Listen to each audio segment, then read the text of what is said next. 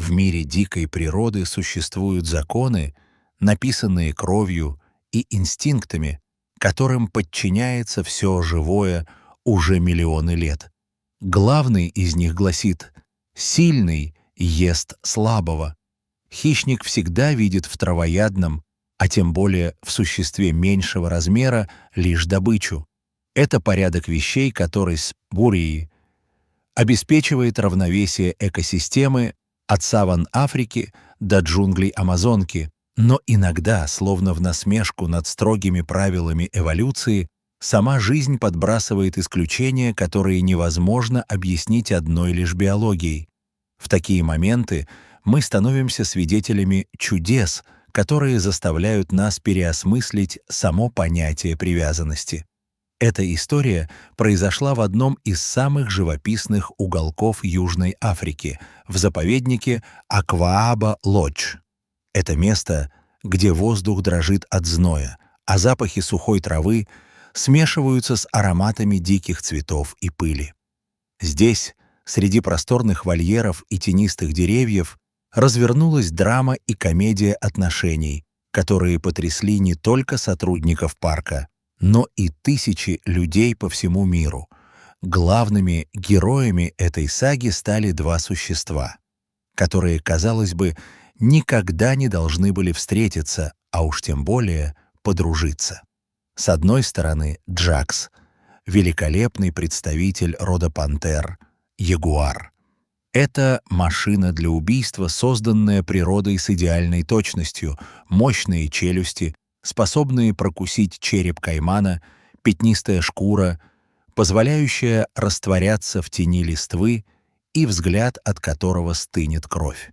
С другой стороны, Буллет, в переводе с английского «пуля», Джек Рассел-терьер. Маленький, юркий, с черно-белой шерсткой и неуемной энергией, свойственной его породе.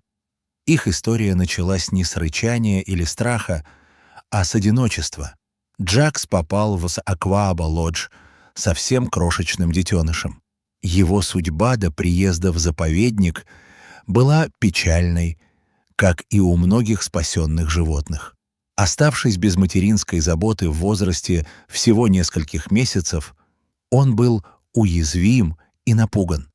Маленькому хищнику требовалось не только мясо и тепло, но и социализация, чувство защищенности, которое обычно дает стая или мать. В то же время в заповеднике жил Буллет. Как и все Джек Расселы, он обладал характером, совершенно не соответствующим его размерам. Внутри этой маленькой собаки жил дух льва. Он не знал страха, был любопытен и искал компаньона для своих бесконечных игр. Когда их впервые представили друг другу, сотрудники заповедника затаили дыхание. Даже будучи котенком, ягуар — это дикий зверь с острыми, как бритва, когтями. Но вместо агрессии произошло нечто удивительное. Маленький Джакс, увидев собаку, не зашипел и не сжался в комок. Он проявил интерес. Буллет же, виляя хвостом, так что, казалось, тот сейчас отвалится, подошел к пятнистому коту и лизнул его в нос. Так зародилась дружба, которая бросила вызов самой природе. Дни превращались в месяцы. Джакс рос с пугающей быстротой. Из неуклюжего котенка с большими лапами он превращался в мощного хищника. Его мышцы наливались силой, пятна на шкуре становились ярче, а вес увеличивался с каждым днем. Буллет же оставался все тем же маленьким терьером. Для стороннего наблюдателя их игры выглядели как сцена из фильма ужасов, который вот-вот закончится трагедией. Туристы, приезжавшие в Аквааба-Лодж, часто замирали в ужасе, подходя к ограде. «Боже мой, смотрите!» — кричал кто-то из толпы. «Там собака! Ягуар сейчас разорвет ее!» Люди хватались за головы, некоторые отворачивались, боясь увидеть кровавую расправу. Сценарий в их головах был прост. Ягуар — плотоядный убийца, который охотится на оленей, тапиров и даже крокодилов. Собака для него — лишь легкая закуска, аперитив перед обедом. Но то, что происходило дальше, ломало все стереотипы. Огромный ягуар, который мог бы одним ударом лапы переломить хребет терьеру, аккуратно ложился на спину, подставляя своему маленькому другу мягкий живот. Буллет, ничуть не смущаясь разницей в весовых категориях, напрыгивал на хищника, кусал его за уши и рычал своим звонким голоском. Джакс не просто терпел это. Он наслаждался. Он понимал свою силу. Это было видно потому, как он двигался. Во время игр с Буллетом ягуар прятал когти, его укусы были лишь обозначением, легким прикосновением зубов, не причиняющим боли. Он словно понимал: «Я большой, ты маленький, я должен быть осторожен». Самое забавное в их отношениях было распределение ролей. Несмотря на то, что Джакс был в десятки раз сильнее, доминирующую позицию в этом дуэте занимал именно Буллет. Пес был мозгом и командиром их маленькой стаи. Если Буллет хотел спать, они спали. Если Буллет хотел играть, Джакс лениво поднимался и подыгрывал ему. Пес мог отогнать ягуара от интересного запаха или занять лучшее место в тени, и грозный хищник безропотно уступал. Они стали неразлучны. Они вместе ели, вместе пили из одного источника и, что самое трогательное, спали, свернувшись в один большой пятнисто-белый клубок. Джакс часто клал свою тяжелую голову на маленькое тельце Буллета, используя друга как подушку, а пес, чувствуя тепло и защиту, глубоко вздыхал во сне. Но время шло, и биология брала свое. Джакс достиг половой зрелости. Он стал огромным, мощным самцом. Правила безопасности заповедника строгие и не допускают исключений. Содержать взрослого ягуара в детском вольере стало невозможно и небезопасно. Ему требовалось больше пространства, крепкие ограждения и условия, максимально приближенные к дикой среде. Смотрители подготовили для Джакса новую территорию — огромный, роскошный вольер с деревьями для лазания, высокой травой и надежным забором.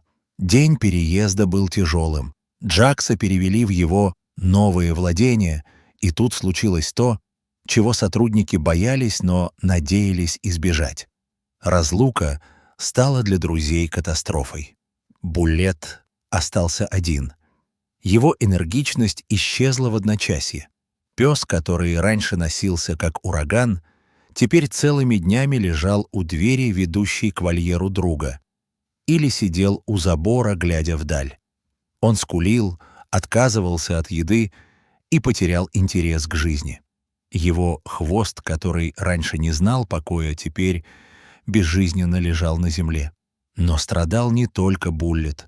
По ту сторону высокого ограждения, в своем новом огромном доме, Джакс тоже угасал. Грозный хищник бродил вдоль сетки, издавая низкие тоскливые звуки. Он не исследовал новую территорию, не точил когти о деревья, он искал своего маленького белого друга. В его глазах читалась глубокая, почти человеческая печаль. Ягуар, который мог бы наслаждаться свободой большого вольера, чувствовал себя в тюрьме, потому что в этой тюрьме он был один. Смотрители заповедника наблюдали за этой картиной с болью в сердце. Они видели, как животные чахнут на глазах. Это была депрессия, настоящая глубокая депрессия от потери близкого существа. «Мы не можем оставить все как есть», — сказал однажды смотритель Джакса, глядя, как пес в очередной раз отказывается от миски с едой. Они погибнут от тоски быстрее, чем от любой болезни. Ситуация была сложной. Пустить собаку к взрослому, половозрелому ягуару в новом, незнакомом для хищника месте было огромным риском. А вдруг Джакс на стрессе не узнает друга? А вдруг инстинкт охраны новой территории сработает быстрее памяти? Вдруг он воспримет Буллета как чужака? Но смотреть на страдания животных было невыносимо. Взвесив все «за» и «против», руководство приняло единственное правильное, хоть и рискованное решение — воссоединить семью. Тот день в Акваба-Лодж запомнили все. Буллета привели к воротам нового вольера Джакса. Пес, почуяв знакомый запах, впервые за неделю оживился. Его уши встали торчком, все тело напряглось в ожидании. Смотритель медленно, с замиранием сердца, открыл тяжелый засов. Металлическая дверь со скрипом отворилась. Джакс был на другом конце вольера, но, услышав звук ворот и, видимо, уловив родной запах, он тут же повернул голову. Секунда тишины показалась вечностью, а потом Буллет сорвался с места. Он не бежал. Он летел, превратившись в черно-белую стрелу. Джакс, увидев своего друга, тоже бросился навстречу. Два тела, огромное пятнистое и маленькое белое, столкнулись в траве. Но это была не битва. Это был танец чистой радости. Джакс повалил Буллета и начал неистово вылизывать его морду своим шершавым языком. Буллет визжал от восторга, кусал ягуара за нос, прыгал вокруг него, ставя лапы на мощную шею хищника. Все страхи смотрителей развеялись мгновенно. Джакс не забыл. Джакс не стал злым. Он просто вернул себе свою часть души. С того дня они снова были вместе. Буллет переехал на постоянное жительство в вольер к ягуару. Их дружба не просто возобновилась, она стала еще крепче. Теперь на большой территории у них было больше места для игр и исследований. Интересно наблюдать, как изменилась динамика их отношений с возрастом. Джакс стал еще крупнее и сильнее, но его бережность по отношению к Буллету достигла абсолютного совершенства. Когда ягуар ест мясо, он позволяет собаке подходить и даже воровать кусочки. В дикой природе за такое нахальство любой другой хищник был бы убит на месте. Но Буллету прощалось все. Пес, в свою очередь, взял на себя роль охранника Джакса. Если к вольеру подходят незнакомые люди или техника, Буллет первым бежит разбираться, громко лая, словно говоря: «Не подходите, за моей спиной ягуар, и я буду его защищать». Это выглядит комично, учитывая, кто из них настоящий суперхищник, но Джакс ценит эту заботу, спокойно наблюдая за действиями своего маленького телохранителя из тени. Эта история о Джаксе и Буллете не просто милый эпизод из жизни зоопарка. Это глубокий философский урок для всех нас. Мы, люди, часто гордимся своим интеллектом, культурой и сложными социальными структурами, но при этом мы строим стены, делим друг друга на своих и чужих по цвету кожи, религии, политическим взглядам или социальному статусу. Мы находим тысячи причин для вражды и недоверия. А здесь, в вольере, под африканским небом, два совершенно разных биологических вида разрушили все барьеры. Хищник и потенциальная жертва, гигант и карлик, дикий зверь и домашний питомец. У них не было ни одной причины быть вместе, кроме одной — искренней привязанности. Джакс и Буллет не видят различий. Они видят друг в друге личность. Ягуар не видит в собаке еду, он видит брата. Собака не видит в ягуаре опасности, она видит друга. Их любовь безусловна. Она не требует слов, контрактов или обещаний, она просто есть. Глядя на то, как они спят в обнимку после долгого дня игр, невольно задумываешься. Может быть, животные знают о дружбе и любви что-то такое, что мы, люди, давно забыли или потеряли в гонке цивилизации? Животные действительно отличаются от людей. В их мире нет лицемерия. Если они любят, то всем сердцем. Если дружат, то до конца. История Джакса и Буллета доказывает, что для настоящей близости не важен размер, вид или происхождение. Важно лишь то, что внутри. Они — отличные друзья. Возможно, самые лучшие друзья на свете. И нам всем стоит поучиться у них этой простой, но такой великой мудрости — беречь тех, кто нам дорог, несмотря ни на какие различия и преграды.